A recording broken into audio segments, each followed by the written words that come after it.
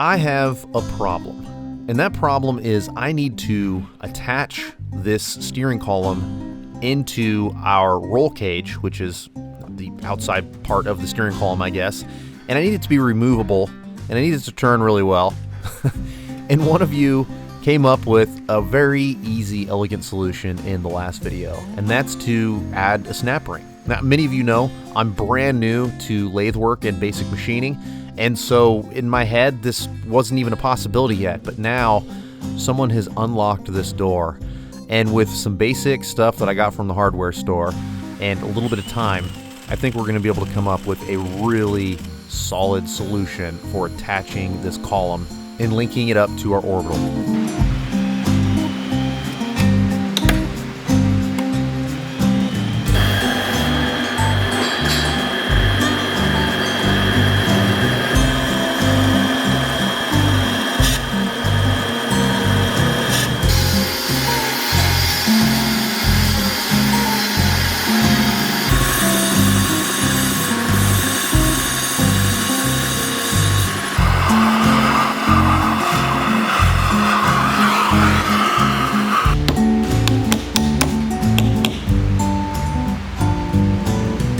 Once I brazed this brass washer to this bronze bushing, I realized that it did not fit up the way that I wanted it to, and it was honestly a huge waste of time. I could have just gotten away with just cutting the bronze bushing to fit in there without the brass washer. But in any case, it was already brazed, it was already cut to the right length, and so I'm gonna do whatever I can to make it work, and we'll leave it in there.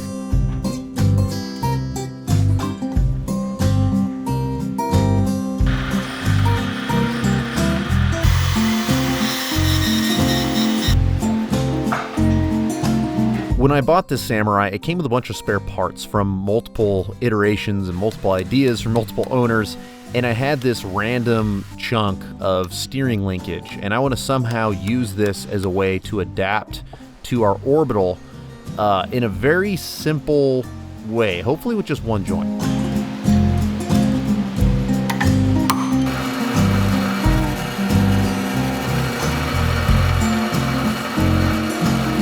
TIG welded one of the steering yokes to a collar in order to make an adapter to go from our homemade steering column shaft to linkage that will then go to our orbital.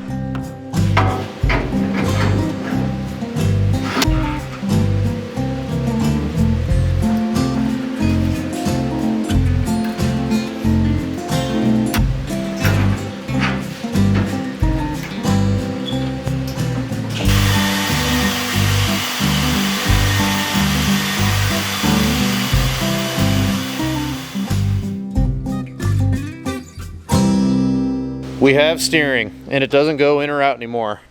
Thank you for the recommendation in the comments with the snap ring. It's so funny how it's just such an obvious solution that I wouldn't have thought of if someone hadn't mentioned it, so I really appreciate that. I'm super pumped with the way this has turned out. Everything, like, I've got a lot of faith in how solid this is going to be. The only thing that I don't love is I did not need to use this brass washer. I don't know why I thought I was going to need to. I didn't need to waste time brazing any of this. So it is what it is. I would have been fine just getting away with cutting that bronze sleeve material, that bearing, without having this washer. But in any case, other than that, I'm very happy with the way this turned out. Now, we've got a whole bunch of other odds and ends to deal with so that before I go to the Rubicon, we can pull this body off and Matt can start working on the frame. We're at the point of the build where it's just tons of extremely time-consuming small tasks. It's not stuff that is easy to sell for videos. Come watch me build a steering system. And so this video is going to take place over like 5 hard weeks of work. And there's going to be a good stretch of this where I'm at the Rubicon filming the end of the Land Cruiser build series, and Matt is going to be here just cleaning up the frame, cleaning up the body, getting things prepped so when I get back we can just hit the ground running. There's so much work left to be done on this before we get to SEMA, and I mean, by the time this video comes out, it's going to be like 5 weeks, I think, until this has to be driving into SEMA. Now, there's some stuff that we can fudge, right? We don't have to have our lockers hooked up. Like, there's some small, if the winch isn't plugged in, it's not the end of the world.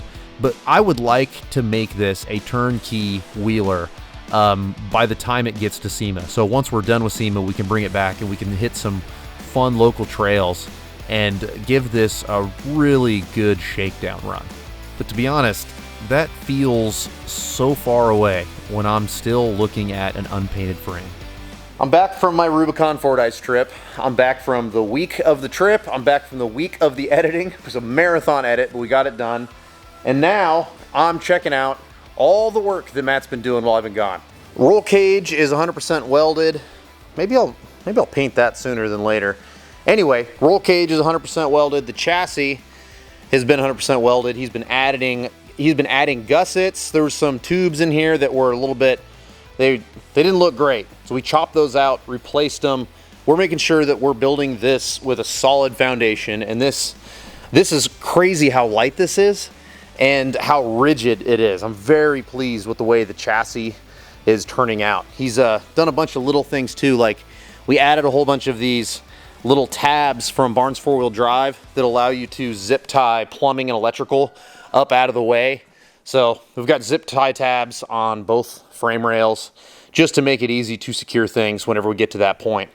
Then on the front end, finish welded everything. I mean, this is all looking so close. So we have just a little bit more work to do, like adding these timber and bump stops. We've got to add these front and rear. And then once we get all of that figured out, we can paint this thing. And then I can start working on all of this aluminum work that needs to be done on the body.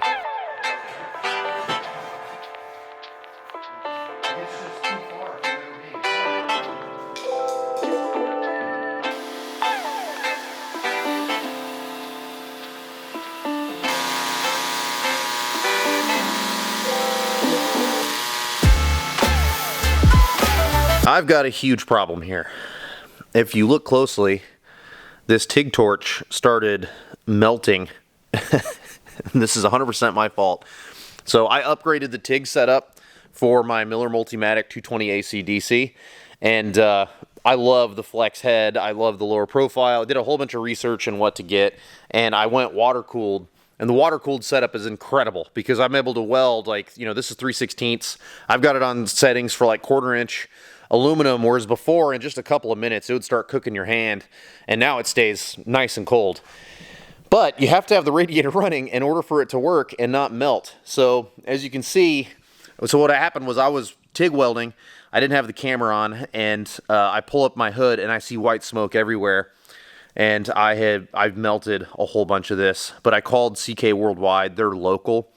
I'm gonna run up there. They said that they're pretty sure that I can just buy this lead and repair it, and then I can plug everything back in and get back to work. And that's a good thing because tonight I actually have a TIG welding online class that I'm going to do, and I have got a boatload of aluminum TIG welding that we have to do over the next couple of weeks. I went through a 5-year apprenticeship to become a licensed journeyman plumber in the state of Washington, and this gave me a certification that proves that I've met all the criteria to say that I'm an expert at this trade.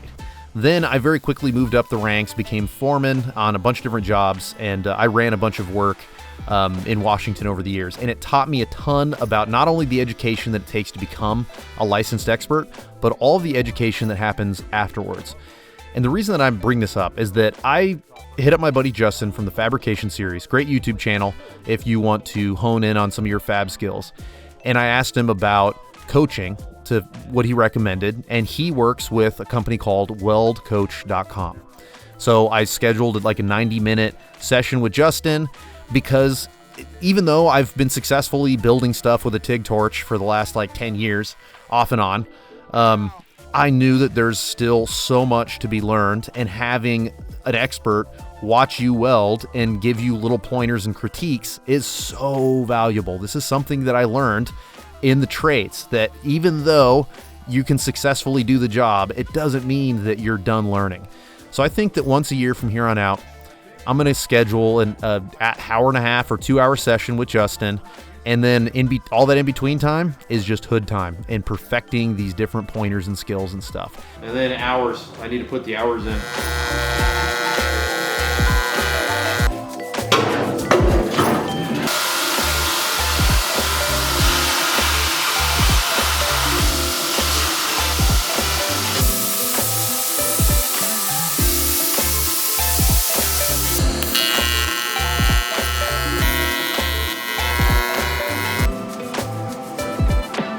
I've built and modified quite a few aluminum fuel tanks over the years, and I've learned a lot. One is, if you're going to use it off-road, you're going to use it under the vehicle, you need to make sure that you're building it out of thick enough aluminum that it can resist a puncture, because even if it's like this fuel tank and it's really high and out of the way, you'd be surprised how many times a stray branch can get up in there and just get tangled, and the last thing you want is for it to just dump all your fuel out, right?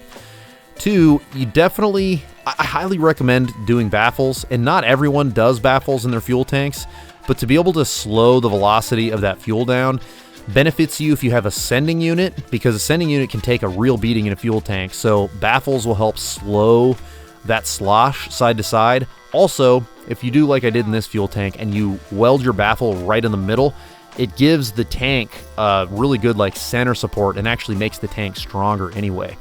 And then three, I like diesels. I love diesels off-road specifically, and I think that having some sort of a sump, so pulling the fuel from the very bottom of the tank, is very beneficial, and it makes it to where you're going to say, I'm going to build this in a way that we're going to be able to like have a cup of fuel at the very bottom of the tank at all times, and even if we're sloshing around a lot and we have a really low fuel tank, the fuel should be able to find its way into the sump very easily just with gravity, but be much more difficult for it to splash back out.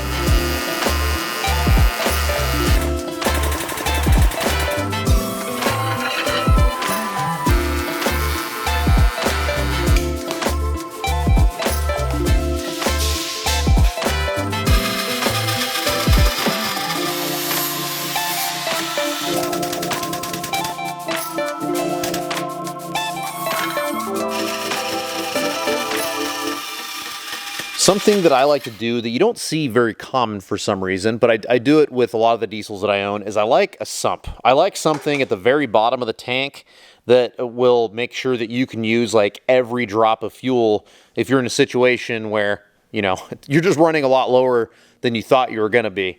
And in this instance, I'm going to, so this is going to be the bottom of the tank here. I'm going to use this bad boy, and we're going to try to create a cheap sump. And what we're going to do is I'm going to drill a hole right here that's going to be about the same size as the outlet. This is going to go to our fuel pump. And if we drill it right here, then what it's going to do is, like, when the fuel level gets down super, super low and it's just kind of like sloshing around, it'll be easy for the fuel to drop into this big hole and into this cavity, but it's going to be hard for it to get back out. So if we're in a situation where we're having to go uphill and, you know, or just drive around on really, really low amount of fuel, I'm hoping to be able to capture it with this and make it a lot less likely that, you know, I mean, if this thing, even if you're not low on fuel and you put it at an angle like that, you know, you can start to get you can get symptoms of having a low fuel tank. And so that's why I like to have something like a sump in order to make it to where we have constant fuel being delivered to the system. And this is a really inexpensive and really fast way to get ahead of that problem.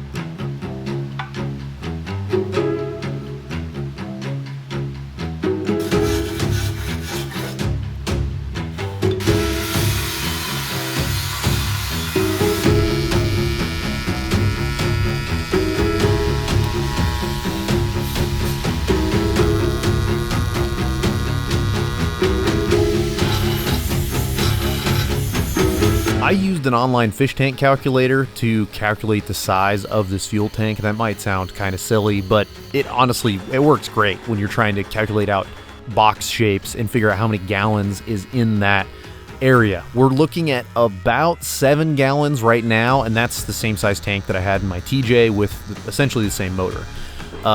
For those of you that are new to TDIs, they're extremely fuel efficient. And so, I mean, I did the entire Rubicon Trail in my TDI TJ. It was 2 days of wheeling, and we drove Donner Pass, which is highway speed, all the way back. And I used 2.9 gallons for the entire trip. So that gives you an idea of how far 7 gallons goes. Now, I wasn't able to enter like the angled section into the calculator. So I'm hoping that when we fill this with water and test it, we're going to be a little bit closer to 8, just because it doesn't hurt to have an extra gallon in there. But in any case, anything over 5 is going to be plenty for this build.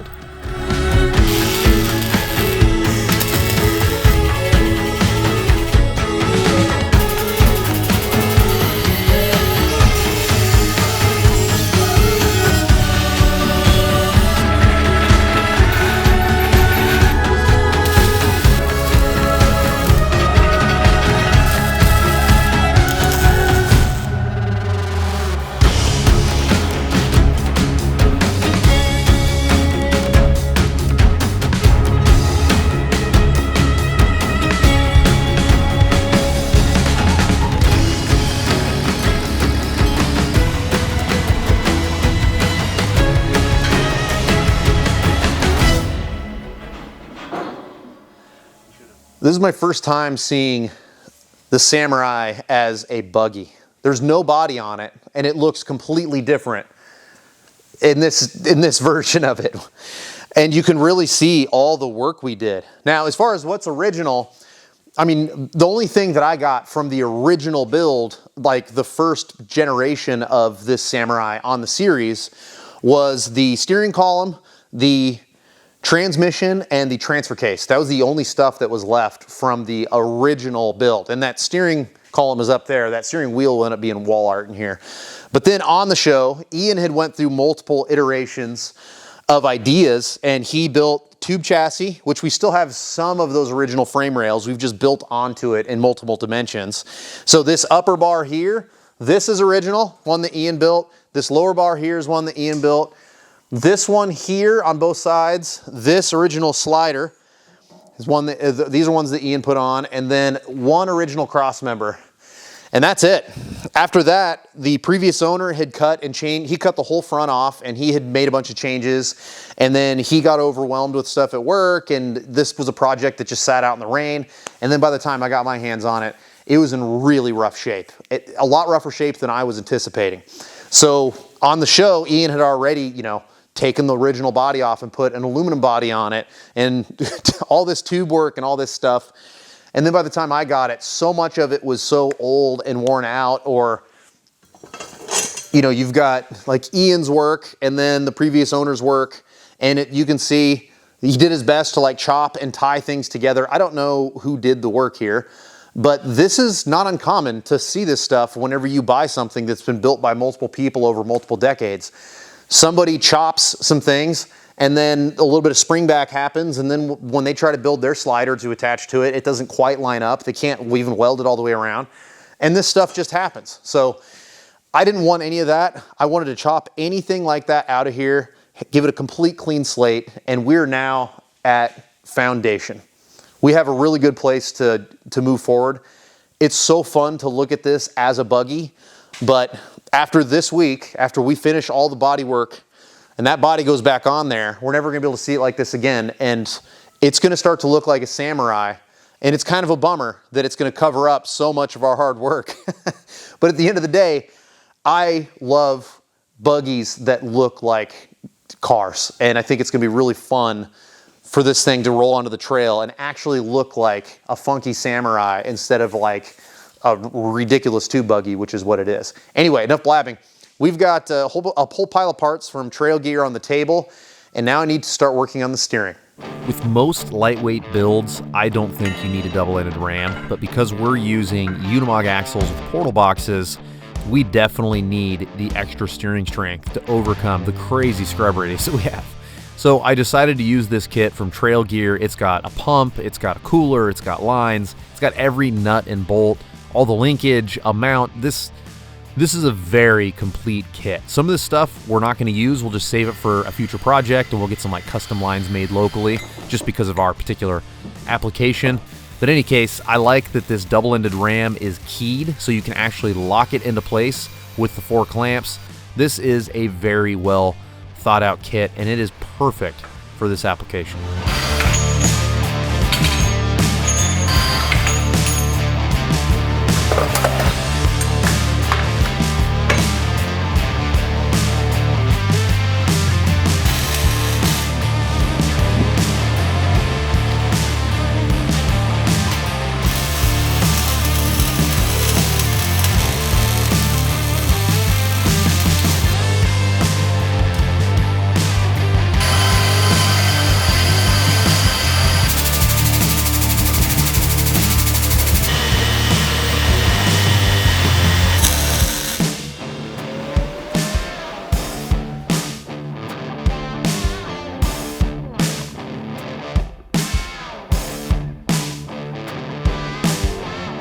These Unimog axles are not just heavy, they're offset, and that makes them extremely awkward to move around by yourself. You can do it, but good lord, is it a pain once they go upside down, or if you need to flip them upside down to weld something and then flip them right side up.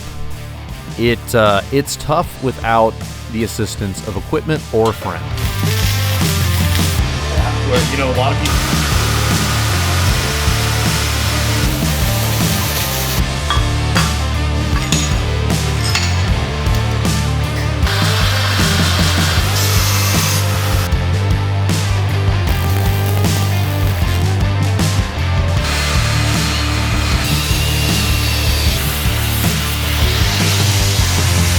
I want to keep our steering links from the ram to our steering knuckle nice and high. I don't want them to go down at an angle or anything like that.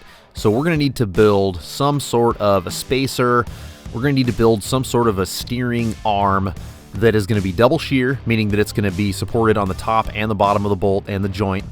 And it's going to need to be really, really strong. And I want it to be able to be unbolted from these portal boxes in case I need to service the boxes in the future. This is a lot harder task than it sounds, and I looked it up online. I couldn't find anything that I thought looked right for these Unimog axles, so I'm going to shoot from the hip and see what I come up with.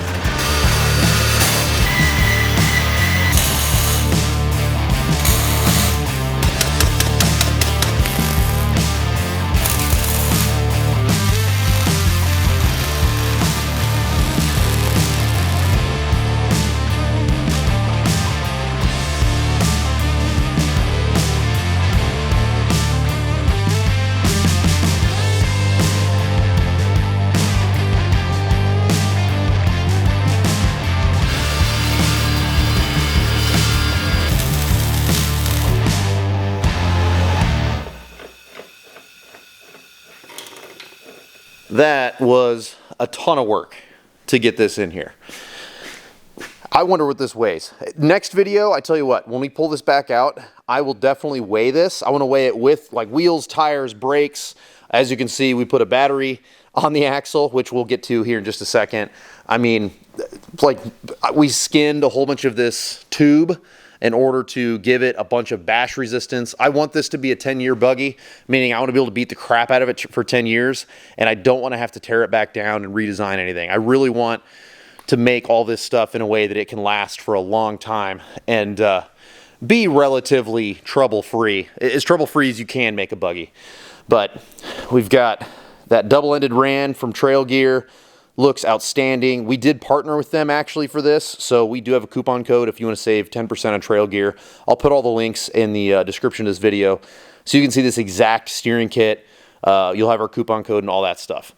On top of that, I wanted to have double shear for our steering, and we needed to move the steering up, and so that's why we built these. I built this colossal steering arm that is welded into the factory steering arm. So you unbolt the two giant factory bolts, and then there's 3 bolts that go through here. And once you unbolt all that, this comes off like a normal steering arm. But it was the best I could do in the time that I had. I think that it's going to be beefy enough, and it should last just fine. Now, how about the idea of putting a battery on your front axle? I know that this is a little bit weird for most people. This is honestly not that uncommon to put. I've seen fuel tanks on axles, I've seen batteries on axles when you look at like competition rock crawlers and stuff. This battery box is from a company that makes rally car battery boxes. So this is from a company called Melee, and it just seemed like the perfect marriage. I've got the battery for this coming tomorrow from Full Throttle Battery, and this Melee box is made for that battery. For the tray, this is 3/8 angle, and I'm not worried about it at all. I am going to add a little piece going up here in order to give it some more strength in case it, gets knocked around coming up. But when you look at the clearance, I mean, it's way up in there. And when I fully weld that to the axle and then I put that brace coming up, I'm just not concerned about it at all. I mean, it's it's way up there, dude. And the reason I put this Home Depot bucket here was to give you some scale. It is so difficult to see and understand how this thing looks through a camera. I am telling you, this is all so huge and so wild, and that's why I wanted to put a 5-gallon Home Depot bucket in there, so you can see not only how much crazy clearance we have, but to give you some scale of how giant this front axle is. So, very curious on your thoughts. In the next video, you're going to see me live like a dream of mine.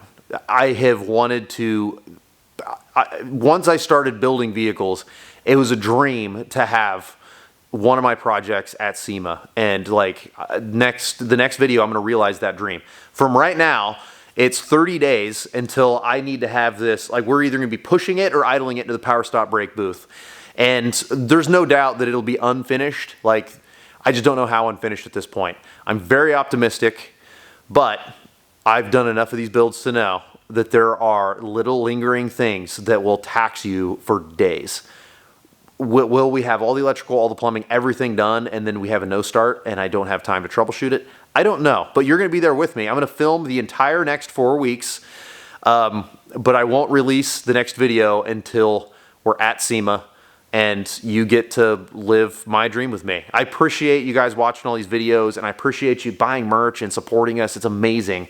And because of you, I get to go do this, and I get to, something that I poured my blood, sweat, and tears into and tried to make something as cool and original and entertaining for you as possible, is going to get to go to SEMA now because of you. So from the bottom of my heart, thank you so much for allowing me to do this. I apologize that you won't get a video for a month, but the next one's going to be pretty amazing. I look forward to it. Whether we're pushing this into SEMA or it's getting like hauled in by a forklift, or I get to just idle it in, I don't know yet, but we're going to discover it together. And then the video after that, we'll go use it off-road. So I'll button up whatever odds and ends I have to, and by that time we'll probably have some deep snow to go play in. And I think this thing is going to just absolutely destroy in the snow. So thank you for being along for the ride. We'll see you on the next one.